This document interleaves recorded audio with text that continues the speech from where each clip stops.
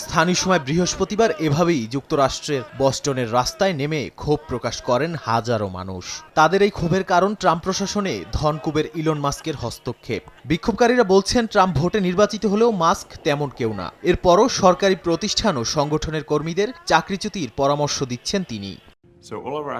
এদিকে সরকারি সংস্থাগুলোর ওপর ইলন মাস্কের প্রভাব বেড়ে চলায় ডোনাল্ড ট্রাম্পের শীর্ষ সহকারীদের মধ্যেও হতাশা বাড়ছে। হোয়াইট হাউসের চিফ অব স্টাফ সুজি উইলস হাজার হাজার সরকারি কর্মী ছাঁটাই এবং সংবেদনশীল তথ্যে মাস্কের প্রবেশাধিকারের ঘটনায় হতাশা প্রকাশ করেছেন। তার অভিযোগ, ট্রাম্প মাস্ক জুটি সরকারি সংস্থাগুলোর পুনর্গঠন নিয়ে প্রয়োজনীয় সমন্বয় না করেই পদক্ষেপ নিচ্ছেন।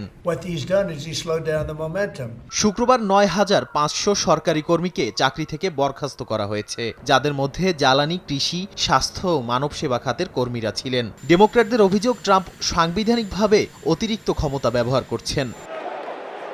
এদিকে নিজেদের জোট নিয়ে গণমাধ্যমের সমালোচনার মুখেও পড়ছেন খোদ ট্রাম্প ও ইলন মাস্ক। প্রতিক্রিয়া দেশের মূলধারার গণমাধ্যমের পাশাপাশি বিশ্লেষকদের উপরও ক্ষোভ ঝেড়েছেন মার্কিন প্রেসিডেন্ট।